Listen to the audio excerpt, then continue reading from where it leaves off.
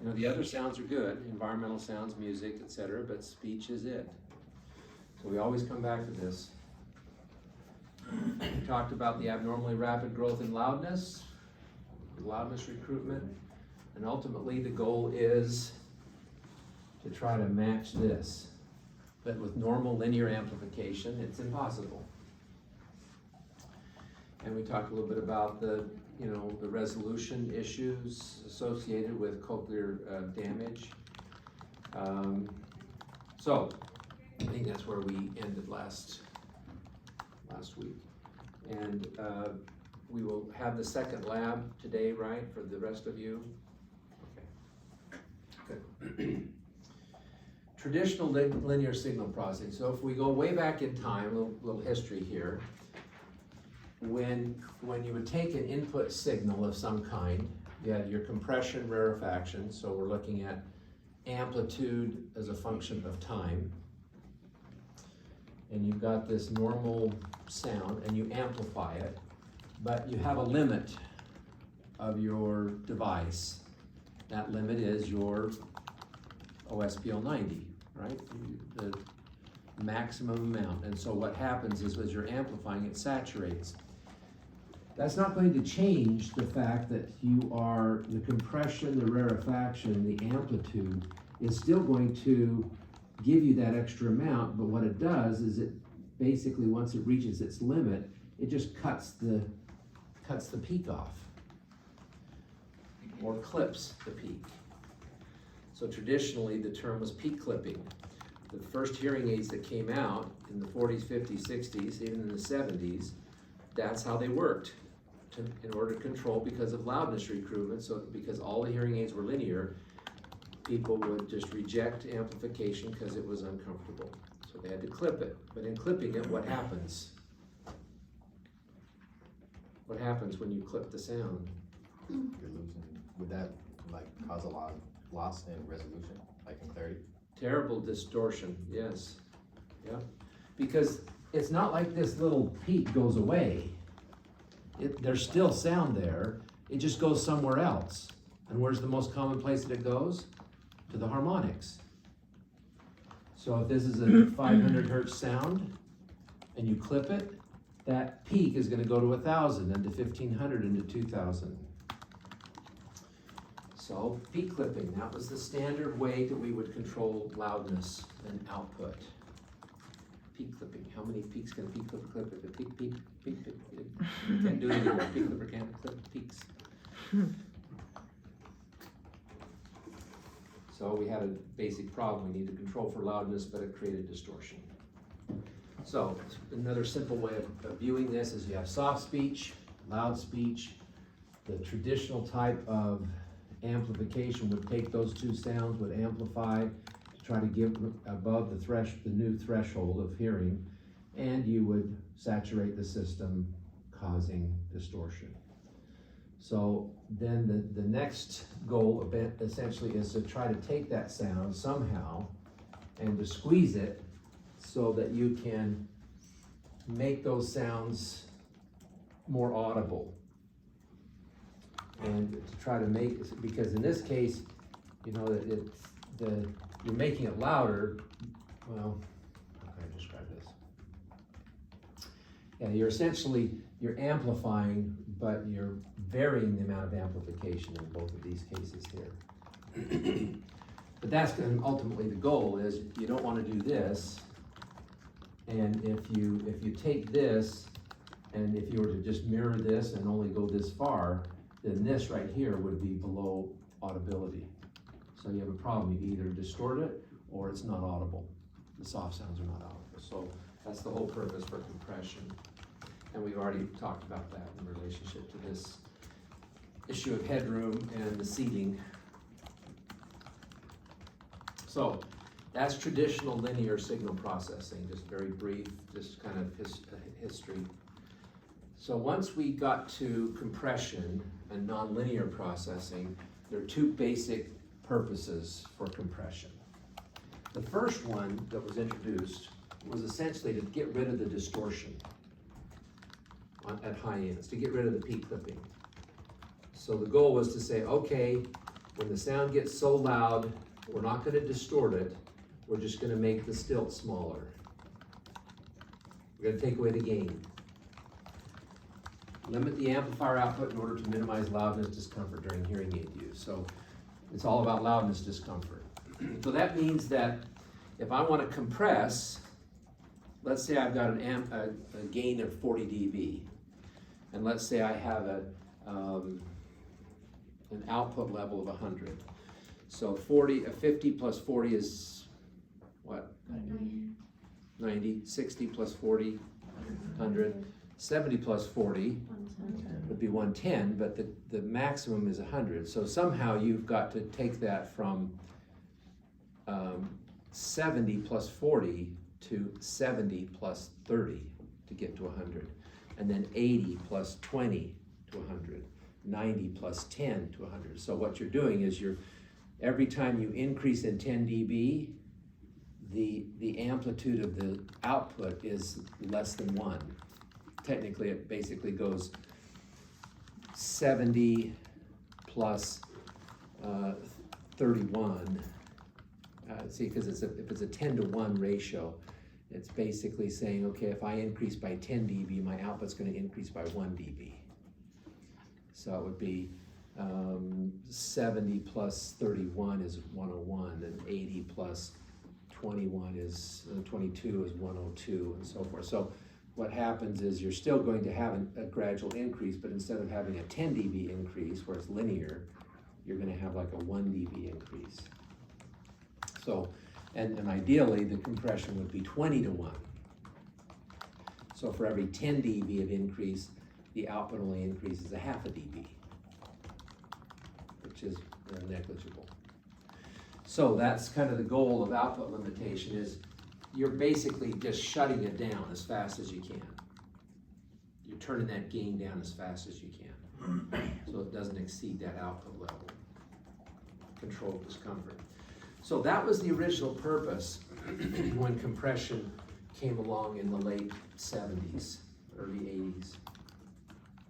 And yay, all right, no more distortion, we can control it. But here's the problem. Even though we controlled it,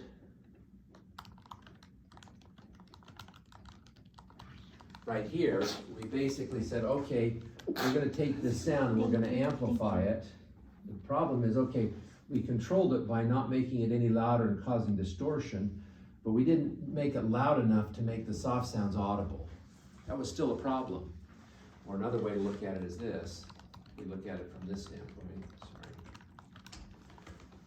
We've got this right here. We're going to make it so this doesn't change. We're going to shift this over to here as far as we can go. It's still linear. It still essentially is amplifying in a linear way. So it just shifts everything equally. And then when it gets to this point, then it just shuts down very quickly. The problem with that is you still got all these soft inputs that you're not hearing. So you solved the problem of discomfort, but you haven't solved the problem of being amplified soft inputs. That's the second purpose. Now what we want to do is we want to take sound and we want to compress a wide range of input signals, specifically in the speech range, so that the soft speech elements are more audible than the overall speech perception. We talked about this, was it last week, when we said, okay, what's the difference between TH and ah? Is 28, but really in dynamic speech it's more like 40 to 45, right?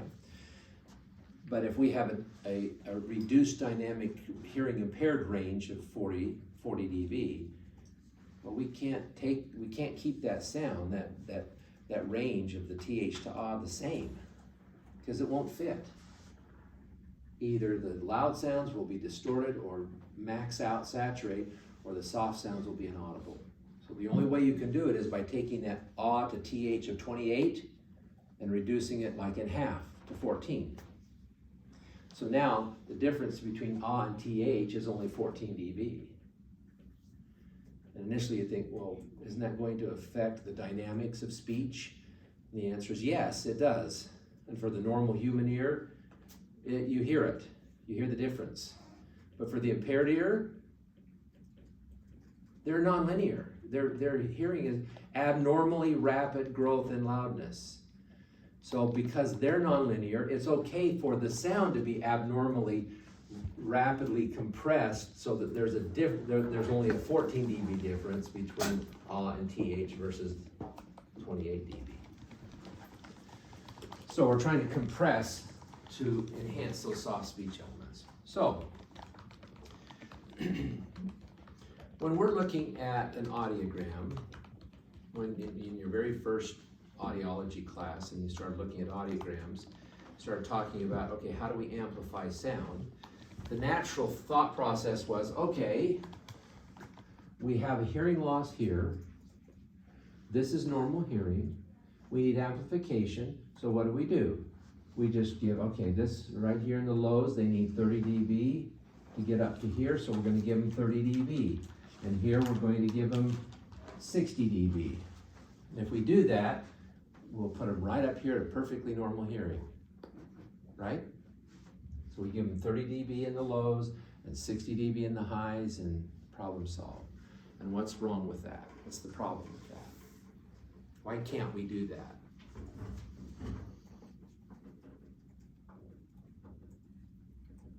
Why can't we just make it, just mirror the audio, just do the inverse, mirror the audiogram. Just make up for the hearing loss completely. You got a 30 dB loss, you give 30 dB a gain. Got a 60 dB loss, give 60 dB a gain. Why not? The audiogram only reflects pure tones and not how dynamic general sounds are. It only reflects threshold. Exactly right. This is just threshold. It doesn't show range of hearing. It just shows where you start to hear. So if I give 60 dB of gain here, so if this person has a 60 dB hearing loss, where is it uncomfortable to them? About 95, 100. Say 100. So it's uncomfortable at 100, yes? Because they have an abnormally rapid growth in loudness. It's not like they went from 0 to 90 and now went from 60 to 140. They went from 60 to 100. You with me? So if I give them 60 dB of gain, and normal speech is how much? 50 dB in hearing level. 50 plus 60 is 110. So normal conversational speech would be 10 dB louder than their discomfort level. Not loud sounds, just speech would be 10 dB louder. That's why it doesn't work. Because on the back end, when you're inputting, have that input signal and you give that much gain, because they have recruitment and a reduced dynamic range, you're over amplifying. You're giving them way too much. That's where the whole half gain rule, you all know the half gain rule came from? Well, back when they were first starting to do hearing aids in 1942, they were trying to figure out what's the best formula to amplify sounds to help the hearing impaired. And Sam Liebarger, who was actually an engineer, acoustics engineer, came up with a simple formula called the half gain rule. And it's whatever the hearing loss is, give them half of that in gain. So if you have a 60 dB hearing loss, you give 30 dB of gain. Which is very logical, because let's think about that. We won't look at this example, but let's say someone has a 50 dB hearing loss. So if they have a 50 dB hearing, let's say, what's normal comfortable level for a normal hearing person? About 50, right? Now, if a person has a 50 dB hearing loss, instead of 0, it's not like their comfort level is 100. What do you think it would be? Where do you think it would be comfortable if they have a 50 dB loss and their discomfort level is 100? 70, 75? Okay, about 75 would be the comfortable level for them to hear. So we need to amplify so that the speech is at 75. If they have a 50 dB hearing loss and speech is 50 dB and we want it to go 75, how much gain do we need to give them? 25. And their hearing loss is 50. What's half of 50? 25. Oh, it works, right? Half gain rule. By giving them half their hearing loss, It makes speech right around where their MCL is, their most comfortable level is. And when Sam Leibarger created this, he thought, this will last a few years. And look at this, 75 years later, we're still talking about the half gain rule. Because it's a very simple starting point.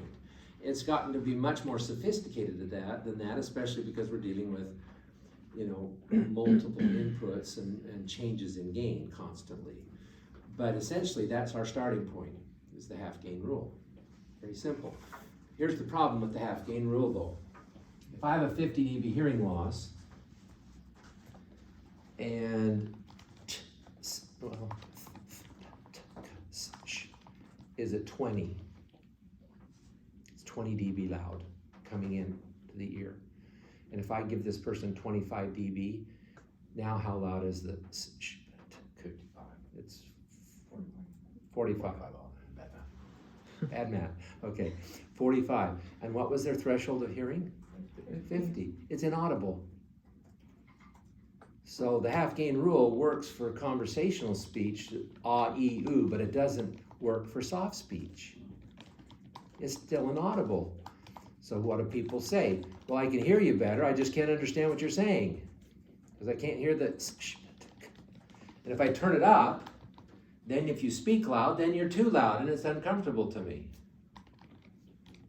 So we've got a basic problem here. We've got to figure out how to make the soft sounds, speech sounds louder, but the loud speech sounds not so much louder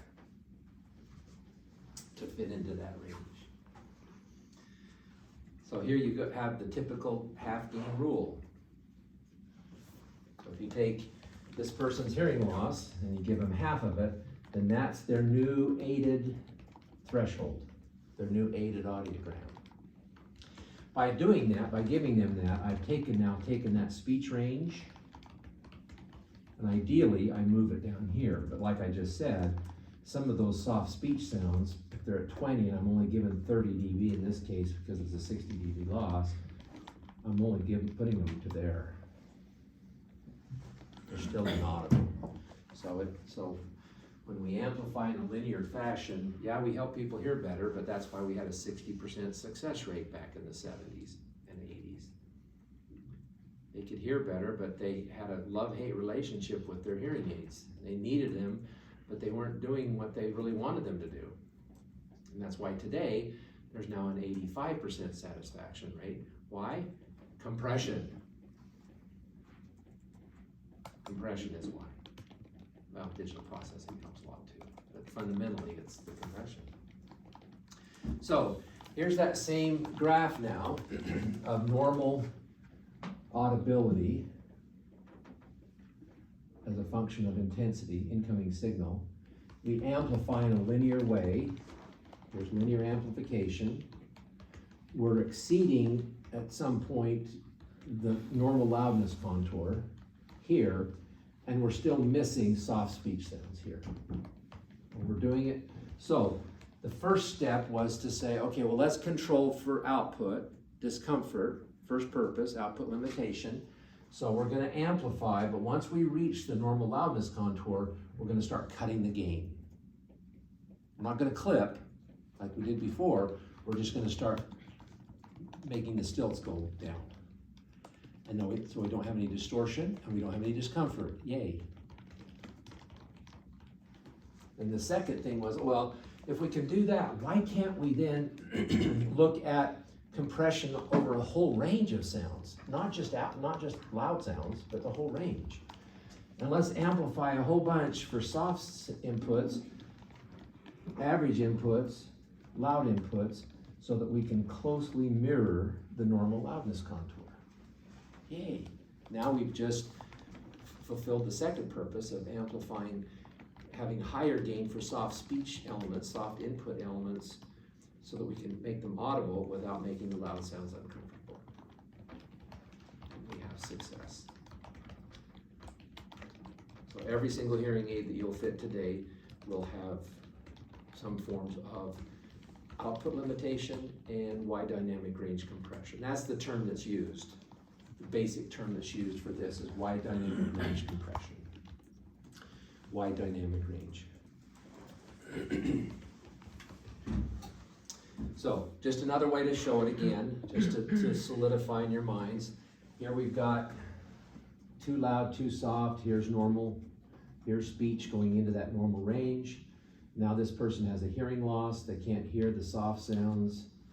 So we try to amplify everything in a linear way to try to make the soft sounds audible. In doing so, we've now made the loud sounds too loud. So what we do instead then is okay, to control for that loud sound, once we reach a certain point, we're going to really clamp down and compress hard so that we don't get into discomfort. So it's linear, linear, linear, and then suddenly major compression, 10 to 1, 20 to 1 compression.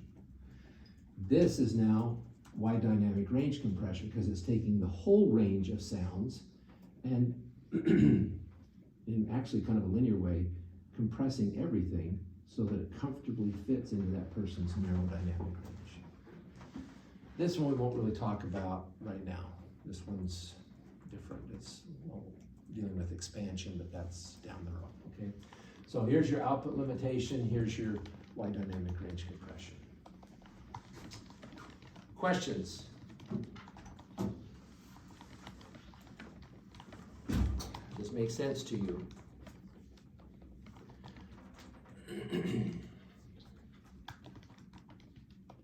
You guys are all very fortunate. When I first became an audiologist, went out there in my clinical fellowship year, 1982.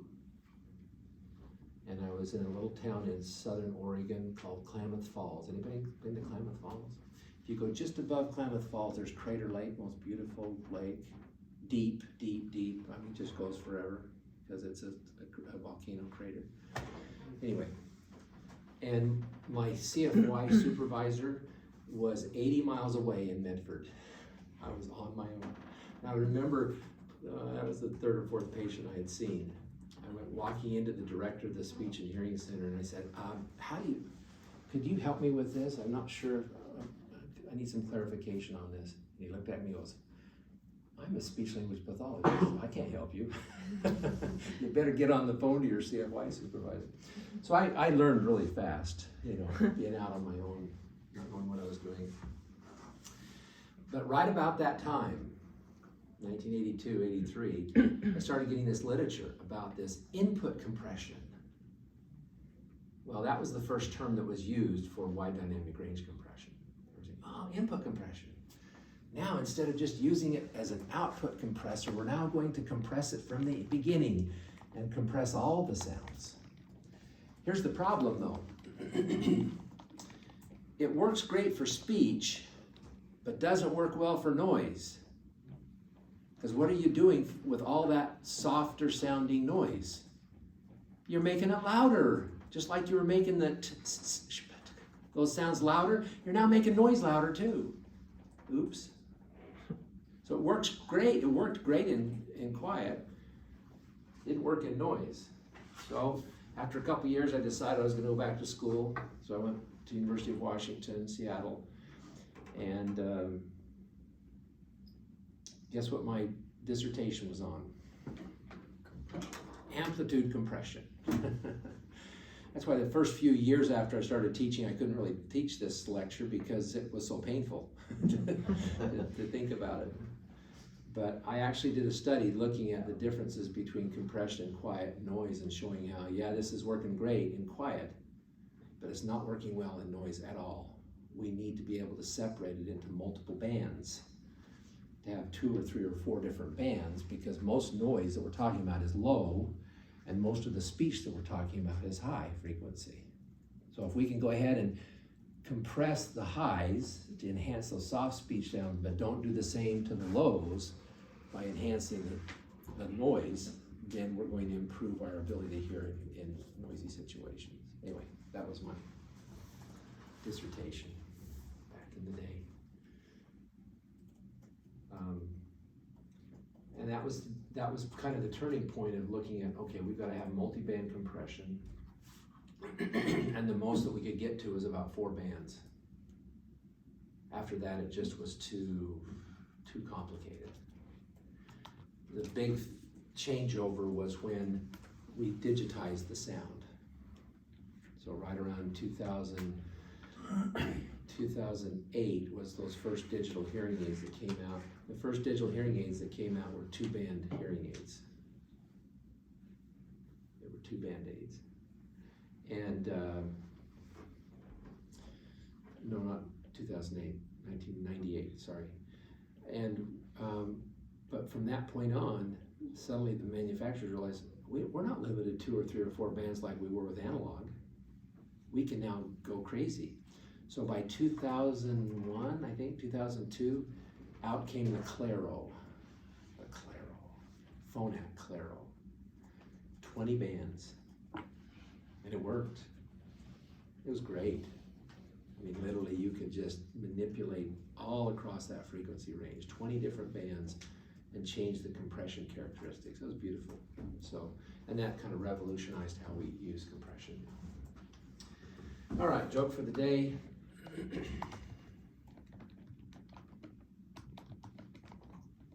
Riley, are you ready? No. Riley?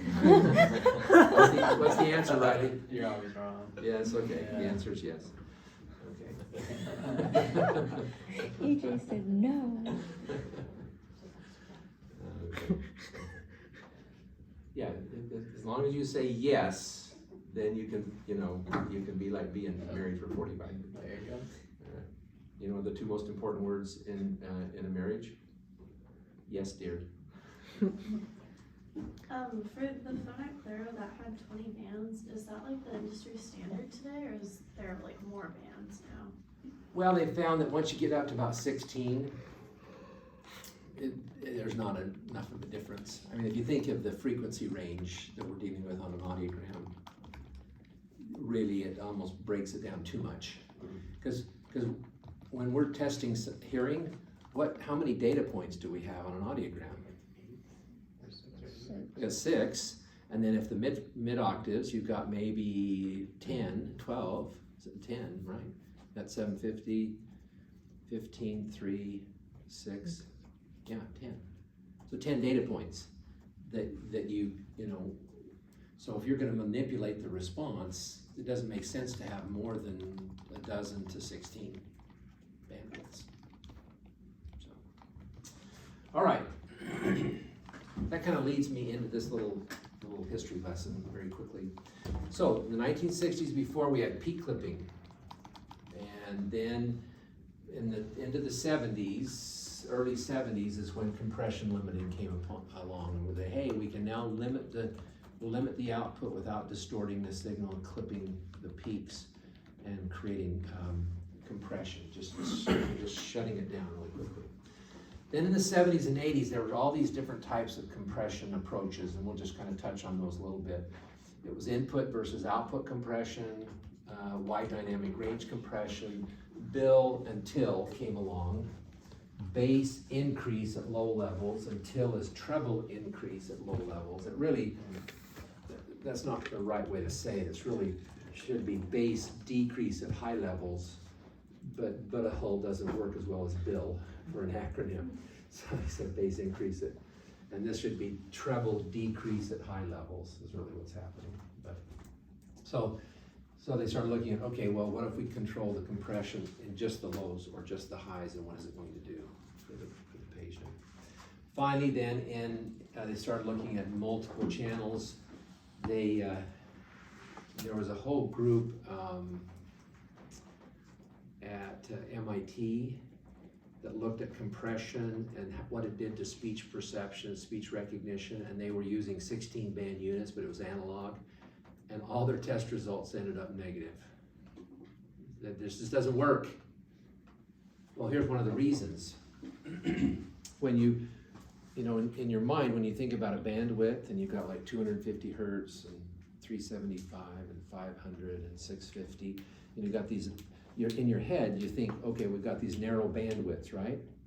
But in reality, those bandwidths go like this.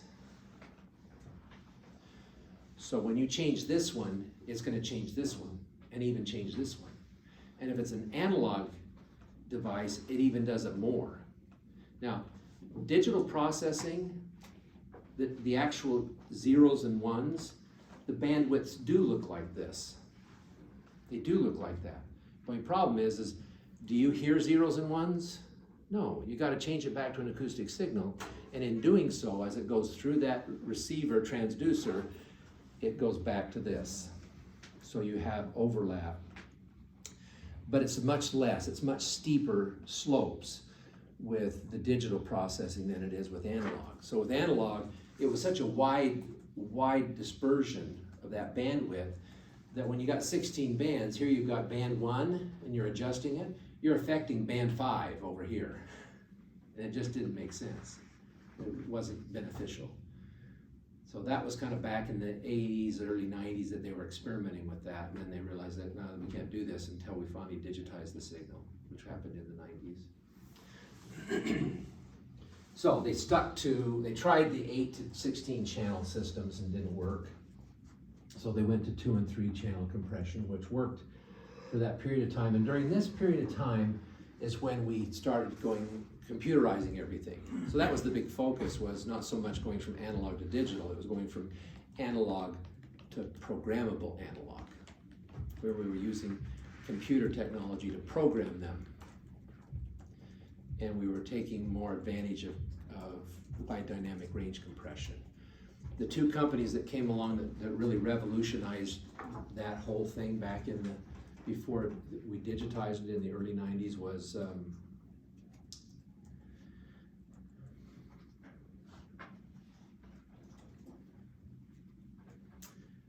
Resound was a brand new company, Northern California, came along and said, we have this new idea of using wide dynamic range compression that nobody's used before. And then another company came along, 3M, and they said, we can make a hearing aid that's going to be better than any other hearing aid on the market. And they did. And so for a period of time, the best-selling hearing aids were none of the traditional ones. They were Resound and 3M. And it kind of went crazy. I worked for 3M for a while. And then they had a big lawsuit, and 3M decided, we'll stick with sandpaper and Post-it notes because we don't get as big a return and other medical equipment. And they sold the hearing aid division to Resound. And then Great Nordic, GN, bought Resound. And they all became one entity. So they bought out their competition, so to speak. Well, right after that transition, this was in the early to mid 90s, then suddenly Widex and Oticon came along and said, guess what? We figured out a way to digitize the signal on a 1.4 volt battery. And we can go from being analog programmable to true digital. Or digitally programmable would be a way of saying it. It's an analog hearing aid, but it's digitally programmable. Yes, Annalise, you have a question? What about the 3M hearing aid before digitization was like so revolutionary? They found a way to use be able to program it. First of all, their whole programming software was very sophisticated. Just made a whole lot of sense as far as being able to manipulate it. So from a visual standpoint and an audiology controlled standpoint, it just completely changed the way we did things, because it was all right there. We go, oh my gosh. It's not a guessing game anymore. I can see exactly what I'm doing on the screen and I can manipulate it. So that was part of it, but their compression technology was better. And they really took advantage of the idea of, hey, let's use 3-4 bands and really try to control the compressions, the wide dynamic range compression. And then the other thing that they added was they said, and on top of it, let's give the patient control. Because up to that point, the only thing that you got was mic and noise suppression. Those were your two choices. Those were your two memories. Regular and unleaded, no, regular and noise suppression. And 3M came along and said, why are we limiting it to 2? And they created 8. They had 2 push volume control and 2 push buttons.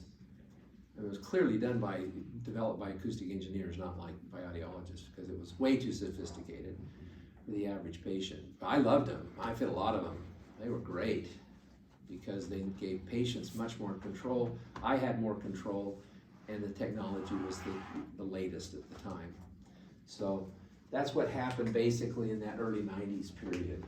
And then finally, digital processing came along in 98 with Widex and Oticon, and then that changed everything, and now we're at 2 to 20 channels.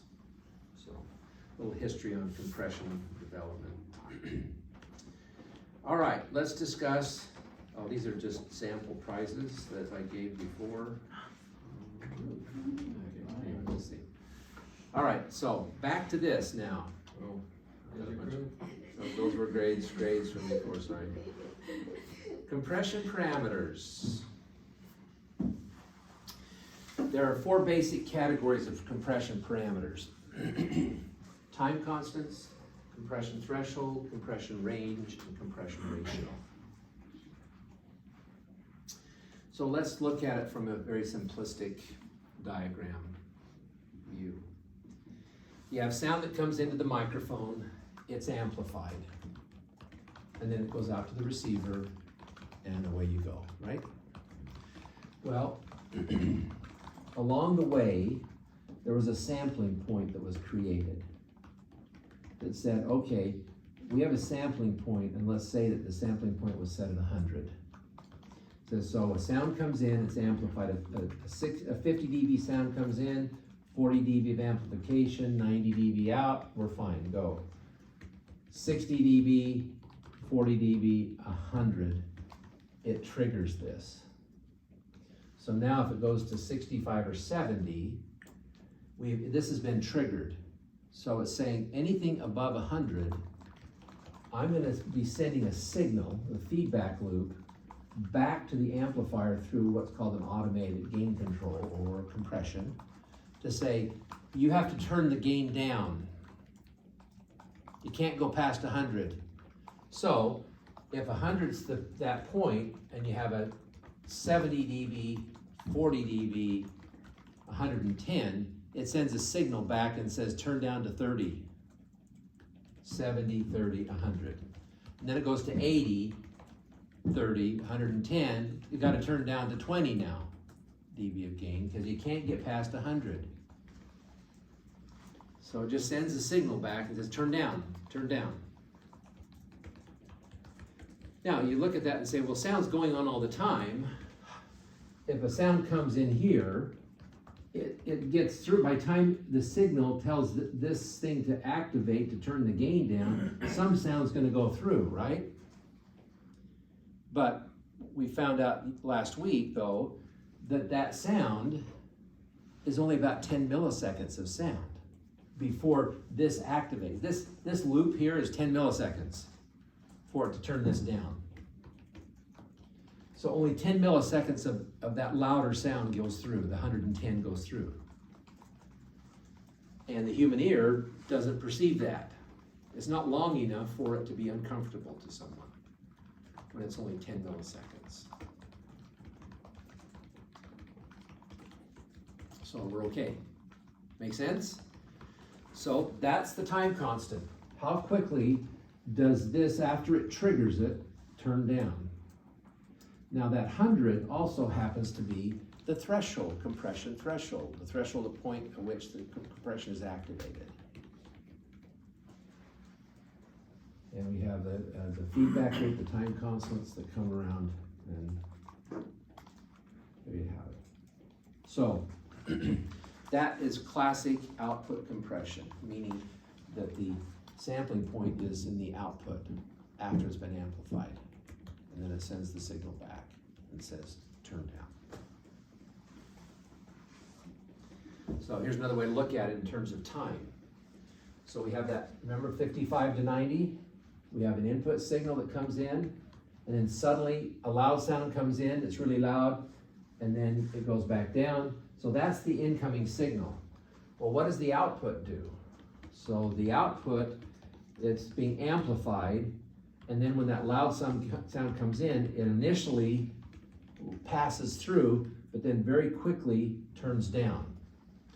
And the rate at which it gets down to where it's within like 3 dB of the point where it should be is your time constant. This is that 10 milliseconds right here from here to here. That 10 milliseconds, that's your attack time. Then, when the loud sound goes away, and now it's down to a softer sound, that's gotta readjust back to where it was before. And so from this point to where it gets almost to that constant level is your release time. And that will vary anywhere from 30 milliseconds to 2 seconds, depending on how you're using the compression. If it's just a loud sound, you don't want it to compress very long. You want it to just control that loud sound and then go away, come back to normal.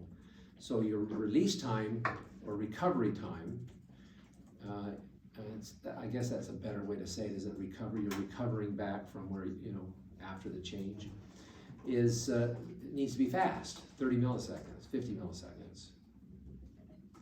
But if it's speech, and you want it to stay in compression over a whole conversation, having, and I'm compressing the sound, loud and soft speech constantly going, I don't want it to go in and out of, I don't want it to go out of compression. I want it to stay in compression.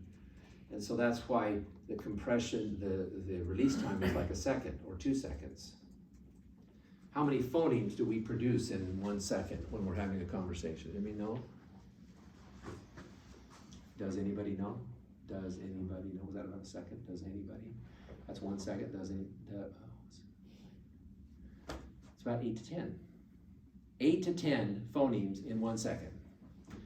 So you see, 1 second is probably just fine for it to stay in compression, because as I'm having a normal conversation right now, occasionally there'll be a little pause, but then it'll re-engage. But if it were a really short release time, it would be cutting in and out constantly. And initially, when they developed this, patients would complain about this pumping sound, like it was a coming on and off and on and off, and and the sound just didn't sound normal. So by having a long compression, it worked better. Now, the funny thing about this is they were experimenting with different types of compression release times. Oticon took the approach that, our purpose here is to really provide clarity, and we want to control for output. So that tended to be their direction. So they had a very fast release time, 50 milliseconds. And then the joke was that Widex went the other route with their digital processing. They said, we want it to stay in compression. And so the joke was that the release time for a Widex hearing aid was 2 days, because it was just so slow. And it's because they said, hey, our goal is wide dynamic range compression. We want soft, loud, loud, loud, loud, and when the loud speech comes in, we want it compressed, and we want it just to keep going, going, and going, and going, as long as someone's talking. So that's why we have these two different, so now all the hearing aids have 2 different release times, depending on what the signal is. So you'll see in the spec sheets, you'll see that. You'll see where it shows, for a fast attack, a fast release, it's this much, and for a slow release, it's this much, depending on what you're using the compression for. Remember, 2 purposes: output limitation, wide dynamic range compression. Just one other way to look at it. Here's your attack time, the amount of time it takes for it to come here, and then the release time or recovery time, the time it takes to come here. So essentially that's your time constants, attack and release. Now the second one we want to look at is compression. Let's see. Compression threshold. So here's compression threshold. Now this particular example shows a compression threshold that's an input, wide dynamic range compression threshold. See, if it's an output compression threshold, it's going to be an output number. It's going to be like 90 or 100 or 110, and that's when it's going to engage. You all with me? It's an output number. If it's input, the input threshold is going to be like 40 or 50 or 60, because you're trying to engage the compression for speech, which is right there. So in this case, the compression threshold is 55. So we now have linear. Here's expansion that we'll talk about on another day. But here's linear amplification. And we've got, what is it, maybe about 35 dB, I guess, 35 dB of gain. So unity slope, 35 dB of gain linear, and the second it hits that point, the compression threshold causes it to engage. We're now compressing, and now we're creating a non-linear amplification. It's no longer linear, it's non-linear. A term that you will hear, compression threshold, compression knee point, KNEE. It's a knee, you see the knee? Like a leg, okay. So you'll hear compression knee point, compression knee, compression threshold. It's all the same thing. The point at which compression is activated. If it's output compression, it's a high number. If it's wide dynamic range compression, it's a lower input number.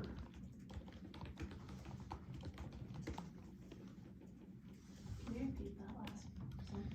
If it's a high number and a high output number, it's output compression. If it's a low number, it would be wide dynamic range compression, because you're compressing for soft speed sounds.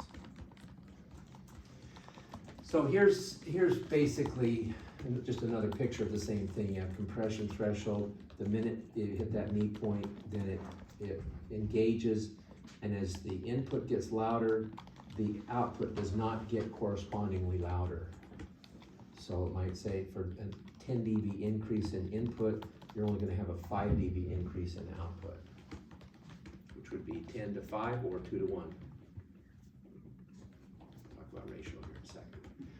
Now there's a couple different ways to look at this, and now this is one thing that was introduced by 3M compared to Resound, which I thought was really a better look at the appropriate way of doing it. Is they said, well, why does the threshold have to be a hard knee? Why does it have to say, okay, we're going to go from 1 to 1 to 2 to 1, boom, just like that? When in reality, you think about it and say, well, why would we want to compress that quickly? Wouldn't we want to be more gradual in our compression? As the incoming sound gets louder and louder, then we'll just gradually start increasing the amount of compression. Now, most hearing aids are that way. It's a very gradual type of knee point. So it's a hard knee versus a soft knee. And Resound had a hard knee where 3M, it was more of a gradual curvilinear type of compression. Where instead of nonlinear, they called it curvilinear, where it's a more soft knee point.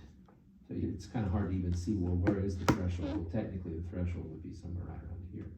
The second you go away from unity slope and go from, instead of 2 to 1, you go from 1.1 to 1, right here, then it's now nonlinear. There you go. All right, so that's threshold. Compression range. Compression range is basically the range of inputs where compression is engaged. So if your purpose is output compression, it would be a very short range because it's just on the high end. It's clear over here on the end. So, you know, if we didn't look at input wide dynamic range compression and it just stayed linear the whole time, let's say you're fitting a conductive loss, ulnar sclerosis case, they have like a 60 dB wide dynamic range, and you really don't want to compress, hardly at all. Well, then you'd stay linear, and then for discomfort levels, it would engage very quickly at 10 to 1 or 20 to 1. And so my range is this big, because the compression is not engaging till you get up to 90 or 100. So a very small range. Whereas if it's a wide dynamic range compression, then you're going to have a very large range because you're engaging at a very low level for those soft inputs. Now, what you'll also notice here, what's interesting about this is hearing aids now will have multiple thresholds and multiple ranges and multiple ratios. So here's just an example. You've got a hearing aid, here's linear amplification. Here's one where you've increased the gain, so you're linear, and then at the very low level, it starts to compress, and now you've got wide dynamic range compression. And it goes back to linear, and then you've got compression limiting or output compression. So more gradual here and then much more dramatic here. So the whole goal is to try to enhance by increasing the gain here. You've basically given that much more sound for soft inputs to hear those soft speech sounds. Where if you stayed with linear, this is just another way of looking where we were shifting the non-linear to the linear loudness contour. Now this is just another way of looking at it in terms of gain and saying, okay, by enhancing the gain and then compressing, I'm giving that much more gain for all those speech sounds. But yet I'm still limiting the same way, so it's not uncomfortable for the patient. And it was like, that was the most fun part of being an audio. I remember because as an audiologist, I came along when this was just starting, and when Resound and 3M came along, and I'd have patients that had suffered with distortion and with not being able to hear soft speech sounds, and I would switch them over to one of these products that had a very sophisticated WDRC. Oh my gosh, that was so much fun because they just come back in tears. I haven't heard like this since I lost my hearing. I hear all those soft speech sounds that I've been missing. That was just fun. It was just a lot of fun to hear them come back. Now, what's fortunate for you is you get to enjoy that all the time now because the technology is so good. People are going to love you. It's the best part of being an audiologist is you're going to be angels. Right? I'm not kidding. It's great. It's fun. Love it. Especially with little kids too, and put parents to tears because their little babies can suddenly start hearing. Oh, it's the best part of being in this career. Okay, sorry, I digress. Yes. So would you be using multiple bands for that? Like, is that where you get that control? Yes, so you've just added a whole dimension. Everything that we've been talking about at this point is decibels. It's intensity, right? We've been talking about input, output, and intensity. And we've been talking about time, with the time constants. We haven't even touched on frequency yet. When we get to frequency, now we're looking at it saying, oh, okay, well now let's have this compression range, this compression threshold, this compression ratio for this frequency range. And then we'll have different parameters for this frequency range and this frequency range. So that's where your multiple bands come into play, because now you've got 16 different compression amplifiers that you can manipulate and do differently for each of those different sounds. In fact, it's gotten so sophisticated that it can be potentially confusing. And you're kind of going, okay, where do I go from here? So you start at the first fit, and then it depends. I mean, you can open up so you have all 16 handles. We call them handles that we can adjust the compression and the gain and the output for soft, medium, and loud inputs. So when you look at the chart, you can have like 36 different volume controls per ear, for the right and the left. So you got when the screen first comes up, you have 72 volume control settings. Oh, I'm sorry. And then you have another 32 output settings for output. So that's like over 100 numbers that you see on the screen. You know, where do I go from here? I don't know what to do. So what you do is you take the 16 handles and you bring them down to 4. Now you've got, instead of 16 bandwidth, you only got 4. So now these are going to manipulate 4, and this will manipulate 4, and so forth. So it's more controlled. So instead of having 100, now you're down to 16, which is much more manageable. So that's where the frequency comes in. Annalise, thanks for complicating things. Okay, compression ratio.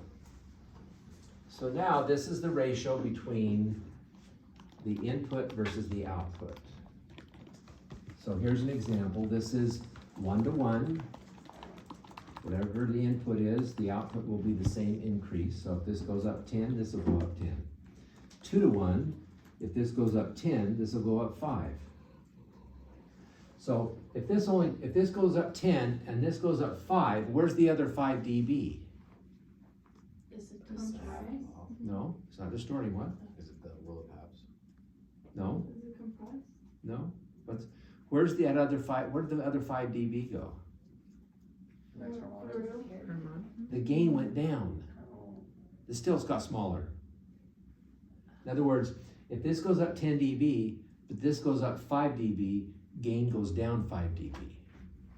See, in other words, if I've got 50 plus 40 is 90, and then the compression gauges, so I've got 60, and the output is 95. This only went up 5, this went up 10. Well, the gain went from 40 to 35. That's where the other 5 dB is when this one only went up 5, the gain had to go down 5. And then go up another 10, this goes up 5, the gain goes down 5. How you doing? So that's the range. So here you have when it's 4 to 1. When this goes up 10 dB, this only goes up 2.5. And then infinity to 1, we'll say 20 to 1. When this goes up 20 dB, this only goes up 1 dB.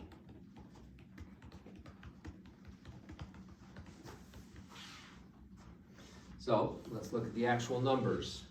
So here I have linear gain. The input, here's your output, here's the gain. So the gain is 60, 60, 60, 60. Just a normal 40 plus 60 is 100, 50 plus 60 is 110, 60 plus 60 is 120, 70 plus 60, it would normally be 60, would be 130, but 120 you can see is the maximum. So to stay at 120, what had to go down? The gain. 80 plus 40 is 120, 90 plus 30 is 120, 100 plus 20 is 120. That way I'm not distorting it. If this stayed at 70 plus 60, and that was 120, where's the other 10 dB? Yes, it's distortion. It went off to distortion. We don't want that. So that we don't have that extra 10 dB because this stayed at 60, we just turn this down 10 dB and get rid of it. So we have no distortion. It doesn't go to the harmonics. You just make the still smaller. Okay? Now, output limiting compression. So this is essentially what this is doing, but just look at it from a 10 to 1. So if I've got a 60 plus 60 is 120, and I go from 70, well, if I go up 1 dB in output, my gain's got to go down 9 dB. And if I go up 2 dB from 60 to 80, I go up 2 dB, my gain's got to go down 18. 30 dB or 3 dB, my gain's got to go down 33. So every time, so a 10 to 1 ratio technically is it's 10 to 1, but it's 10 to 1. What's the difference between 10 and 1? It's 9. So basically saying the gain still is not exactly the same. I mean, this is the cleanest way to look at it. In reality, it's not quite that, but you get the point. So here's 20 to 1. So now we go up 10 dB. This only goes up a half a dB. The gain goes down 9.5. So if we went 20 dB, 20 to 1 ratio, this went up 1 dB, this went down 19, and so forth. Then we finally get to wide dynamic range compression. Now, the threshold, instead of being, down at a higher output level, like 120 was the threshold, compression threshold, we now have an input threshold of 40. So 40 input plus 40 dB of gain is 80. I go up 5 dB, 35. The output went up 5 dB. This went up 10, this went up 5, the gain went down 5. Follow that? 50 plus 35 is 85. So 60 plus to 90, so this went up 10 dB, this only went up 5 dB, which means the gain's got to go down 5 dB for it to add up. 60 plus 30 is 90. So those are the actual numbers if you just kind of study this chart to see how that works. And as you, this right here, you have no control over this. You have no control over it.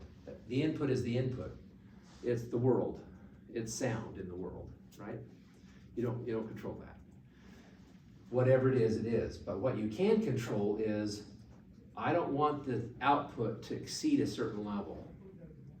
So I stop it. But if I clip it, I create distortion. So instead, I'm amplifying right now, so why don't I just turn the amplification down, which is what you're doing, so that I don't exceed that. Basically, let's say I don't want to go past about 120 dB here. Well, how do I accomplish that? Well, as it goes up and up and up, this doesn't, or barely does, and it goes down correspondingly. So now when I get clear up to an input of 100 dB, my gain, instead of being 60, it's only 22. I mean, that's wonderful if you think about it. I mean, some hearing aids, power hearing aids, were so distorted because it would clip off those sounds. We were clipping off 20 and 30 dB of sound. Where did it go? I mean, it just was so noisy. Once the sound got to be the input got to be so loud, patients hated it. It sounded terrible. They said, well, it's not uncomfortable in terms of a loudness perception, but it's uncomfortable in it because it's so dang annoying, and I can't hear, I can't understand. So, you turn the gain down, which makes total sense. How you doing? Am I beating a dead horse, or are you okay with me being so repetitive? These areas are sometimes I'm kind of repetitive, and so there's this look I get from students. It's kind of this glaze that goes over your eyes. It's either you're saying, I'm still not understanding you, or please move on, you're boring us. I don't know which one it is. Both. Okay. So here's just another way to look at it, and then we got to wrap up this section.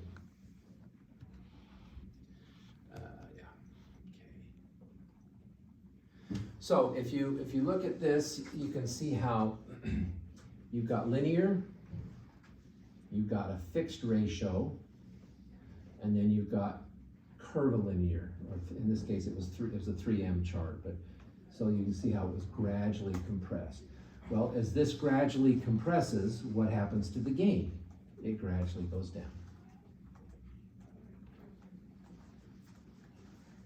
So is everyone using the soft knee now, or do some companies keep with harder? The digital processing is so sophisticated that it really is a soft knee. I mean, because you can say, okay, at 1,000 hertz within this bandwidth, I want my soft inputs to be 40 dB, and I want my medium inputs to be 35, and I want my loud inputs to be 20. So between soft and medium, my compression ratio is going to be 1.5 to 1, but between my medium and my loud inputs, it's going to be 3 to 1. I mean, it's that sophisticated. You have that much control over it. Now, almost too much, really, because you start getting into it, and then you're really into the weeds, and you're going, oh, well, what's going to be really be the best? So, and the manufacturers get that. They get it. So when they set up the software, they set it up based on the data you provide, which is why it's crucial to do loudness discomfort levels so that you can see the dynamic range. Otherwise, it's just an estimate. And then they will approximate. Here's one big complicating factor in the whole thing. Probably a good way to. Let's just show this data real quick. And then here's just a couple studies I did on compression. This was one where we were looking at it saying, in terms of percent score, what happens as the dynamic range gets narrower, people prefer the AGC because they're hearing the soft speech sound. It was kind of like an obvious result.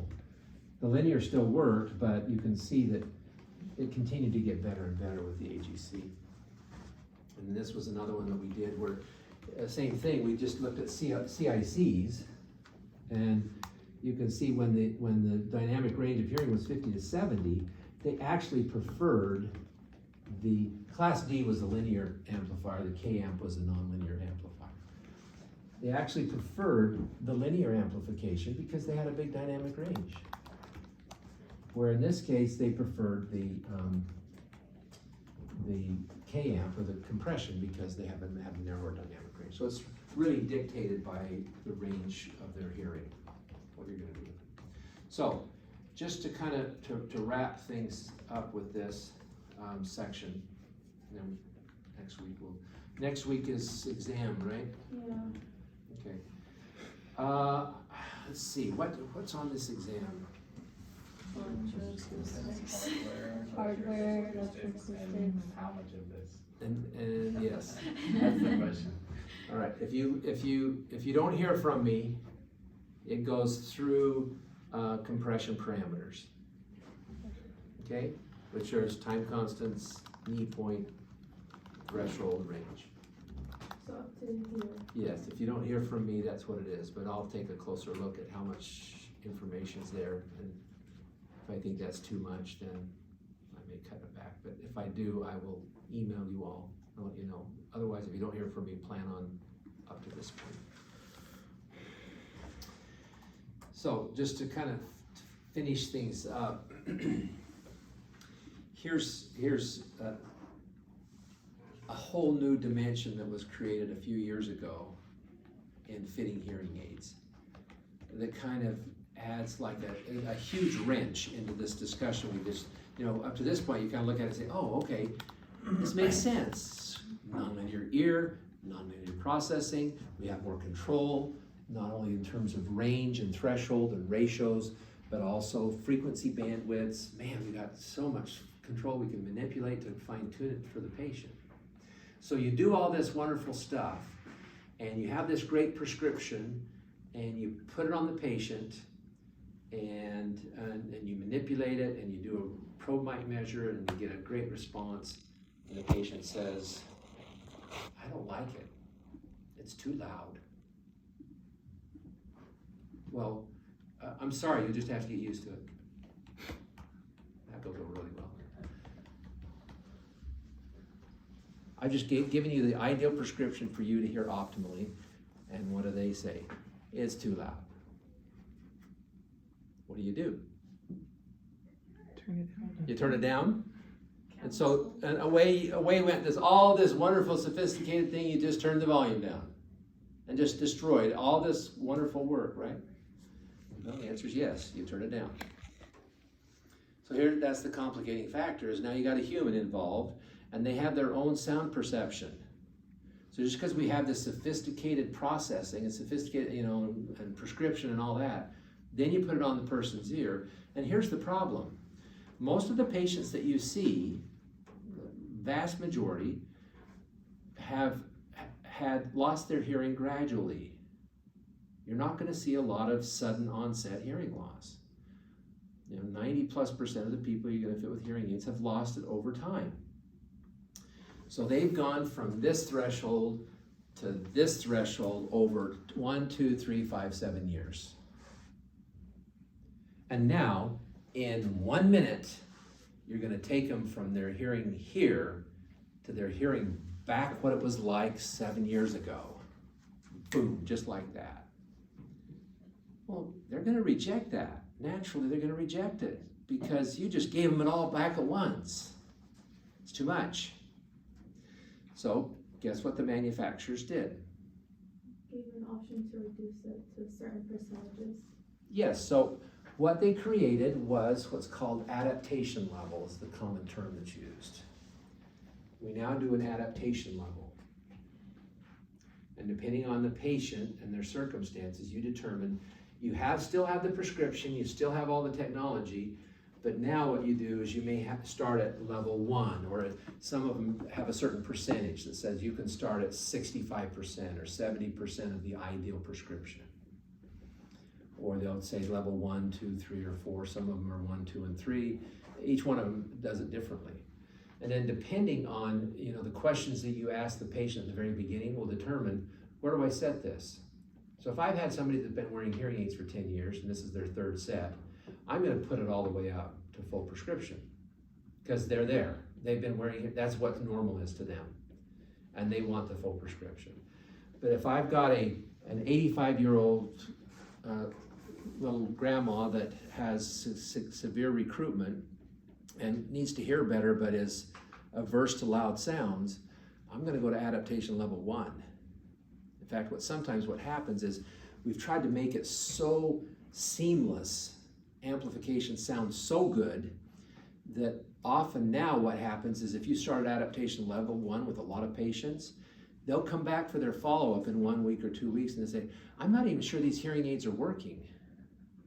I can't tell that they're even on. It's, what have we done? We've made it such a clean sound. We've controlled the loudness so effectively to try to match it up to their particular dynamic range of hearing. And then we put them way back from the prescription back to a much softer level. So usually what I'll do, just to kind of show them, I say, yeah, that can happen. And I'll explain this to them. I said, well, we're trying to make it a very natural, seamless transition. And sometimes we overdo it. So you can't even tell that it's amplifying.